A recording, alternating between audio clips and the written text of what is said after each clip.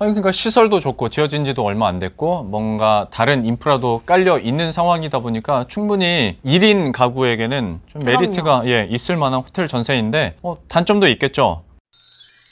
듣다 보니까 장점들이 단점이 될 수도 있겠다라고 느껴진 게 뭐 시설들이 많다고 했잖아요. 근데 요즘 같은 코로나19 시국에 이렇게 공용 세탁, 공용 건조 호텔 방에 주방도 없을 거 아니에요. 맞아요. 그러면 주방도 공용일 거잖아요. 이게 그러니까 가장 아남 생활의 가장 이제 단점은 조리시설. 조리시설. 이게 조리시설 왜냐면 방이 호텔 방은 좁잖아요. 그래서 조리시설을 방에다 넣으려면 방이 좁아지거든요. 그렇죠. 그러니까 어쩔 수 없이 조리시설을 뺄 수밖에 없는데 그래서 이제 아남 생활은 지하 1층에 공용 주방이 있어요. 근데 주방에 가 보니까 뭐 도마도 있고 칼도 있고 뭐 식기류도 있고 뭐 남이 다 썼던.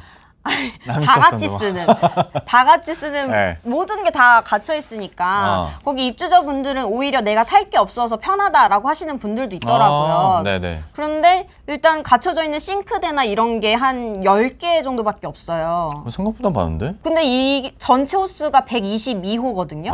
그러니까 전체 만약에 이제 식사 시간에 저녁 시간에 밥을 먹으려고 하면 거기에 다 몰리면은 사실 힘들잖아요. 거기가 만남의 장이 되겠네요. 뭐 거기에서 뭔가 불이 튈 수도 있고 뭔가 그런 만남이 이루어질 수도 있지만 제가 쓰레기 같은 생각을 했군요.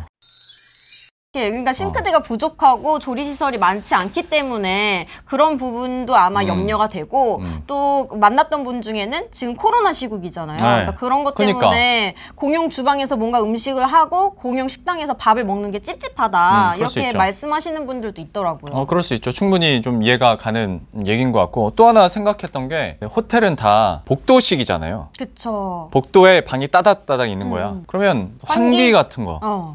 그것도 좀 힘들지 않을까? 이게 복도형이라서 사실 창문을 열었을 때 환기가 안 되죠. 그렇죠. 어차피 창문을 열고 문을 열어도 복도니까. 그래서 환기 문제는 계속 나오는데 이게 설계상 이 문제를 해결하기가 어려워요.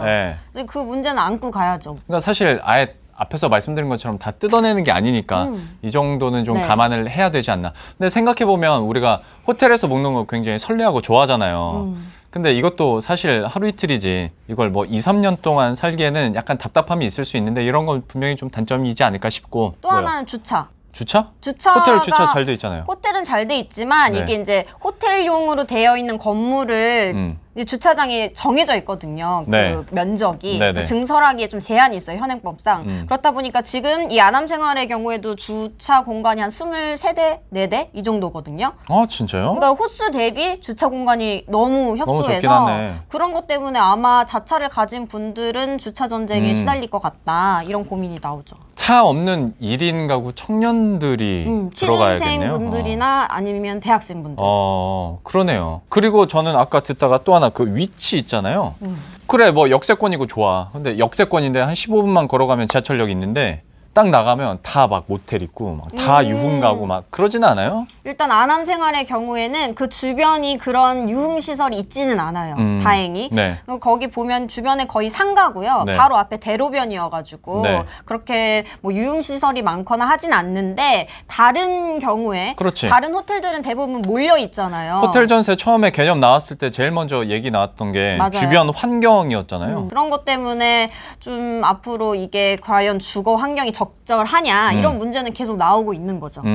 그래요. 그러니까 위치적으로 장단점도 있고 그다음에 어떤 구조 면에서도 봤을 때도 분명히 장점이 있고 단점들이 있는데 다시 한번 강조드리는 건 이걸로 정부가 주택 공급을 다 늘려서 전세난을 없애겠다는 게 절대 아니잖아요. 그쵸. 전체 물량의 이게 3%래요. 근데 신개념이기도 하고 논란이 잠깐 됐었던 거니까 저희가 한번 다뤄드리는 건데 그러면 이제 가장 중요한 거 여기 들어가려면 월 얼마 내야 돼요? 그 보증금이랑 월 임대료가 아남 생활의 경우에는 비교적 저렴해요. 얼마요? 보증금 100만 원에 월세가 뭐 30만 원 안팎이에요. 복층 있다고 했잖아요. 복층이 35만 원 정도 되고 기본형은 27만 원. 좋네. 그러니까 시세 대비 한 45% 정도? 관리비도 알아봤어요? 관리비 6만 원. 오, 괜찮네. 괜찮아요. 그래서 이게 처음에 그 경쟁률이 2.3대 1 정도? 괜찮다.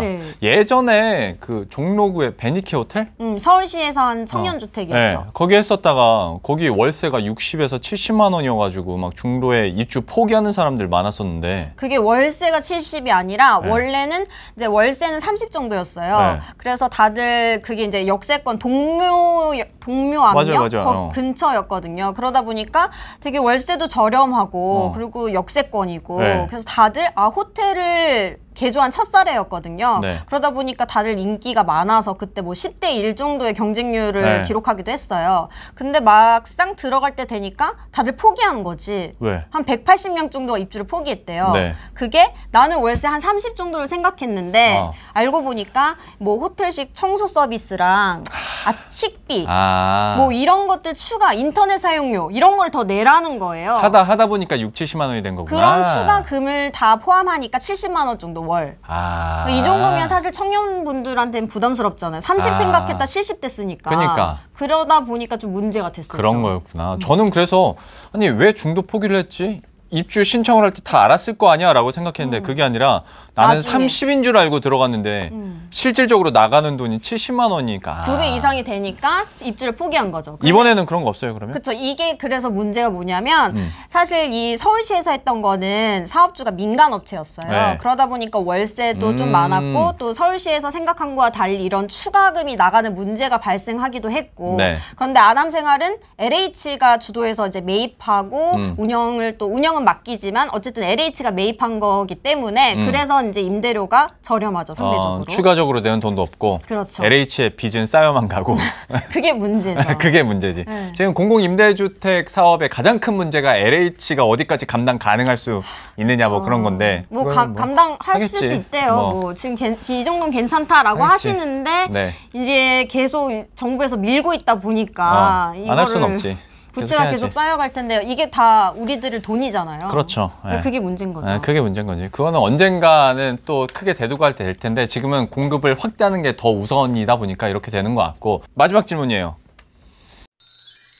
호텔 전세가 진짜 1인 청년들에게 실질적인 도움이 될 수 있고 지금의 전세난에 실질적인 도움이 될 수 있을 것인가. 왜냐면 이미 행복주택, 청년주택 아니면 도시 생활형 주택이라고 해서 1인 가구 많죠. 위한 주택들은 이미 많고 제가 알기로 공실도 꽤 있는 걸로 알고 있는데도 1인 가구를 물론 3%이긴 하지만 이것도 꽤 큰 규모니까 이게 과연 실효성이 있느냐에 대해서는 어떻게 생각하세요? 저는 일단 제 생각에는 청년주택, 1인용 청년주택으로만 봤을 때는 실효성이 있다라고 봐요. 네. 왜냐하면 호텔 같은 경우에는 아남생활의 경우에도 역세권에 있었고 또 기존의 임대 청년주택과 다르게 뭐 커뮤니티 시설도 많이 확충을 했고 이런 인기 있는 그리고 아남생활의 경우에는 청년들 사업 지원도 해줘요. 네. 그래서 1층에 뭐 창업하는 청년들을 위해서 너네가 만드는 뭐 제품이 있다면 여기서 홍보도 해주고 판매도 할 수 있다. 이런 장을 만들어주거든요. 좋다. 그래서 그것 때문에 입주하시는 분들도 있고요. 그러다 보니까 어느 정도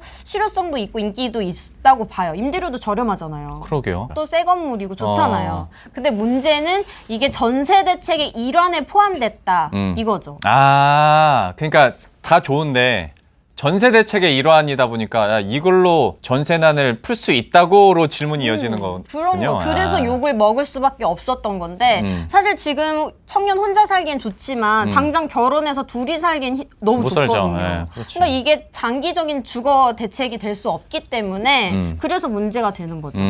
그래도 나쁘지 않았어요, 저는. 시설이랄지 환경이나 분위기 자체가. 그리고 아래 그런 커뮤니티 시설도 잘 돼 있다 보니까 약간 위워크 개념이랑 거주 개념이랑 같이 합쳐서 청년들이 잘만 활용하면 좋겠다 싶었거든요. 네. 네. 근데 그래서 제가 이제 전문가들이랑 많이 이제 여쭤보고 네. 했을 때 이런 청년 주택은 필요하다. 그래서 LH나 정부에서 굉장히 잘하고 있는 거다. 라고 말씀을 하시는데 이게 진짜 3인 가구 이상의 호텔 전세가 되려면 네. 사실 현행법상 풀어야 할 과제들도 많고 아까 말씀드렸다시피 뭐 주차장 증설만 하더라도 법적으로 제한이 돼 있어서 네. 그런 부분도 좀 필요하고 그리고 사실 우리가 호텔을 정말 살기 좋은 집으로 만든다고 해서 그게 다가 아니잖아요. 그렇죠. 주거라고 하면 그 밖에 있는 환경 그럼 집 밖의 환경도 중요하잖아요. 뭐 어린이집도 있어야 되고 공원도 필요하고 뭐 그런 것들 주변 환경도 다 갖춰져야 하기 때문에 맛집도 많아야 되는데. 그러니까 동네의 어떤 분위기 이런 것도 맞아. 중요하잖아요. 아기가 있기 때문에. 네. 그래서 이게 호텔을 그냥 살기 위한 방만 제공하는 게 아니라 뭐 주변 환경이나 이런 주거 정말 살 수 있는 주거 환경을 만들어주는 게 중요하다 이런 생각이 들더라고요. 그래요. 한때 막 호텔 거지 얘기 아, 네, 맞아요. 했었잖아요. 근데 이거는 좀 너무 간 듯한 느낌이 있네요. 거지까지는 아닌 것 같아요. 거지까지는 아니고. 아니 정부 정책을 이렇게 해서 잘 마련했으면 이용하는 것도 좋은 거죠. 호텔 전세 뜯어보면 괜찮은 것 같습니다. 언론 보도에 통해서 너무 안 좋은 얘기만 많이 들어가지고 실제로 갔다 온 사람은 느낌이 어땠을까 궁금해서 한번 모셔봤는데 잘 들었습니다. 현장감 있게. 네. 이렇게 어색하게? 자, 그러면 여기서 이제 마무리를 지을 건데요. 네네. 제 유튜브에 출연하시면 항상 해야 되는 게 있습니다. 뭐죠? 혹시 여기 뒤에 보이세요? 구독이랑 좋아요, 알림 설정 버튼 떠 있는 거 보여요? 보인다고 해야 될 것 같아요. 이걸 찝으면 나타난다니까요. 이거 아, 한 번만 진짜? 해주세요. 구독과 좋아요 부탁드린다고. 어디 여기 찝으면서? 여기 나온다니까요. 내가 편집으로 다 해줄게요. 아, 네. 최대한 귀엽고 사랑스럽게 좀 해줘요. 뭐 이렇게? 그런 것도 좋지. 구독, 좋아요. 구독과 좋아요 한 번씩만 클릭 부탁드리고요. 네, 눌러주세요. 예, 저는 다음 컨텐츠에서 다시 찾아뵙도록 하겠습니다. 안녕.